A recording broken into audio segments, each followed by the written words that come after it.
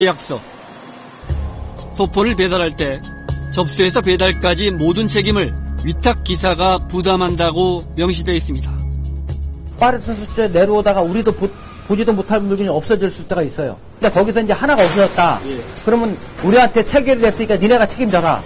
우리는 보지도 못했는데.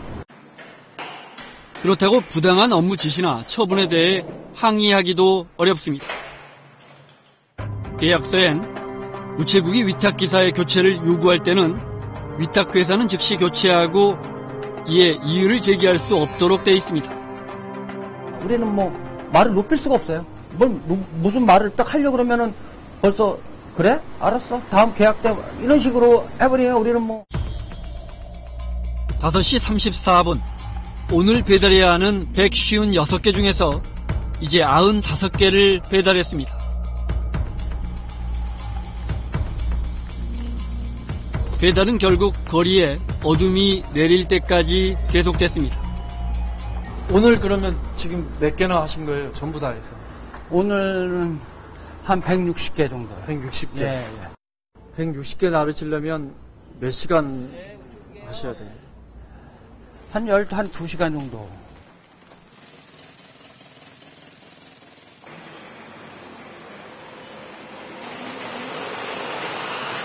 새벽 6시, 오늘 배달할 소포를 실을 시간입니다.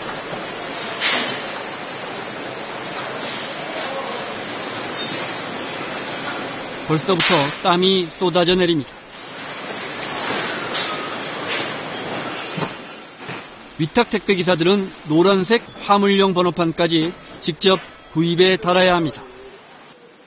반면 같은 소포를 배달해도 우체국 소유 차량은 흰색 일반 번호판을 답니다.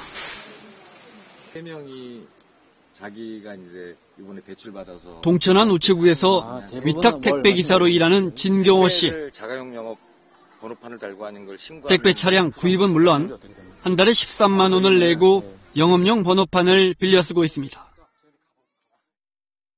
진 씨는 지난 3월 국민신문고에 이런 차별을 해소해달라며 글을 올렸습니다. 우리도 배번호판 전용 번호판을 좀 달게 해달라. 예. 그럼 지입료로 11만 원, 17만 원 우리한테는 결코 적은 돈이 아니니까. 니네가 서류 한 장만 내면 되는데. 하지만 돌아온 것은 해고 위협.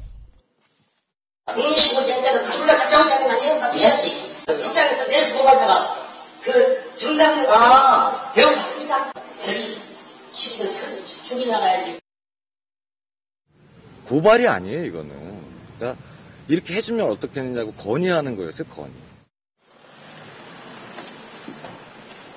실제 계약 해지되는 사례도 적지 않습니다. TS 대송기사 서영국입니다. 예, 고객님 반품하시고 계시죠? 지금은 민간 택배회사에 소포를 배달하는 서영국 씨. 아직도 2달 전까지 일하던 우체국의 로고가 새겨진 택배 차량을 몰고 일을 합니다. 이걸 시키다 보면 있는 분 없는 분 주인 아주머니 안 계시네. 옆집 돌리면 또 뭐라 그러실 텐데. 위탁 택배기사들의 팀장으로 일하던 서 씨는 부당한 처우에 팀원들 대신 자주 문제를 제기했습니다.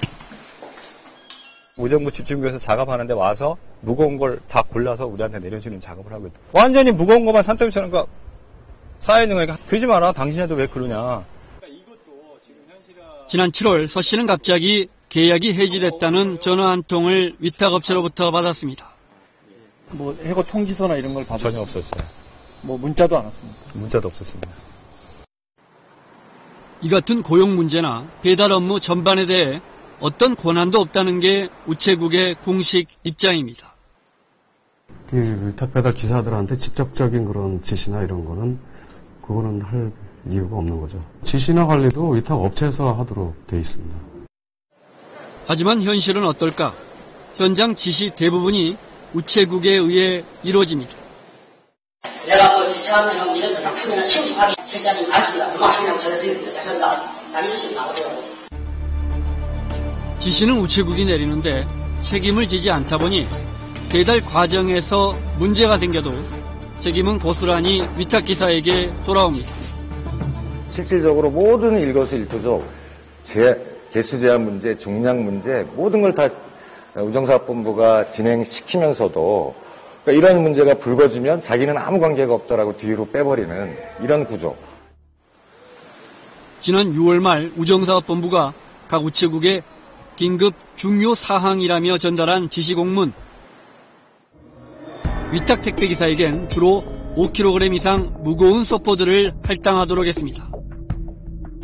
우정본부는 또 보안사항이라며 특정 우체국에서 파업에 참여했던 택배기사들의 특별관리 명단을 공개하고 다른 우체국에서 채용되지 않도록 해달라고 지시합니다. 위탁기사들은 전적으로 위탁업체의 책임이라던 우정사업본부가 택배기사들의 블랙리스트를 만들어 내려보낸 것입니다. 열악한 근로조건과 불안한 고용상황, 위탁 택배기사들의 불만이 높아지자 우정사업본부는 지난 4월부터 중량별 차등 수수료제를 도입했습니다. 5kg 미만 소포 1개당 수수료는 보통 900여 원. 무게가 더 나갈수록 더 지급하는 제도입니다. 그런데 택배기사들은 오히려 수입이 줄었다고 말합니다. 지금 200만 원도 안 되는 수준이거든요. 월소득이요? 예. 그게 지금 이자하고 원금 값을 나가려니까. 차값 이자가 얼마나 나갑니까? 한 70만 원 정도 나갑니다. 그러면 남는 이자하고 원금하고. 그렇다면 중량별 차등요금제는 잘 지켜주고 있을까?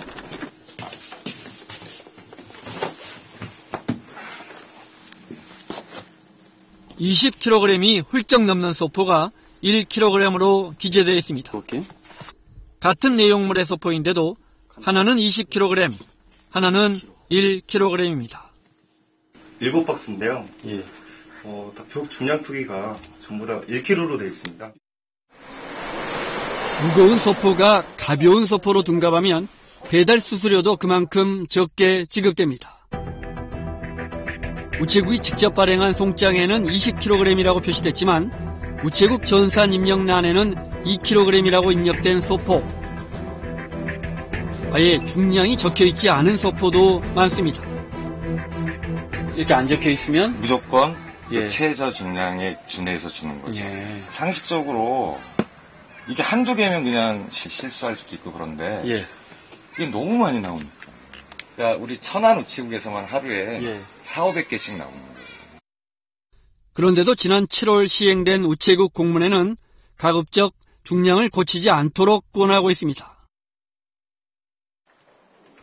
문제가 되자 우정본부는 5kg 이하 소포의 경우 수수료를 한 개에 5% 정도 50원가량 올려주기로 했습니다. 잘못된 중량 부분까지 포함해서 그것까지 포함해서 우리가 지급률을 그럼 같이 정해서 오히려 높여주면 되지 않겠느냐. 그나마 인상된 50원 중 20~30원은 또 위탁업체가 가져갑니다. 지금 강북우체국, 성북우체국, 노원, 의정부 우리가 이제 파악되는 데만 해도 전부 20원 인상안에 합의를 한 거예요. 중간 대행업체가 또 30원을 가져간 거죠. 또 가져간 거죠. 그거는 이제 파악하고 계십니까?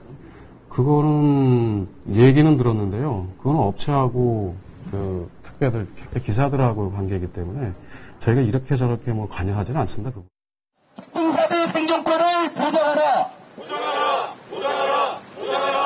우체국 택배 80%가량을 맡고 있는 전국의 위탁 택배 기사는 모두 1,800여 명. 차별이 없고 4대 보험 등 근로조건이 보장되고 해고 걱정이 없는 일자리, 정부의 좋은 일자리 조건에 위탁 택배는 어느 것 하나 해당되지 않습니다. 대기업들이 직접 포용을 하지 않고 위탁 협력업체를 통해서 노동을 제공받는 것만으로도 많은 지적을 받고 있는데 그 경우다 하더라도 사실 위탁업체에 정규직으로 채용이 되어 있습니다.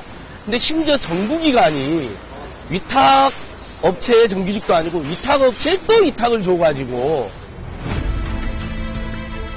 고객 만족도 1위라는 우체국 택배. 정부의 일을 하지만 공무원이 아닌 우체국 마크를 달았지만 우체국 직원이 아닌 위탁 택배 기사들이 오늘 또 무거운 발걸음을 옮기고 있습니다.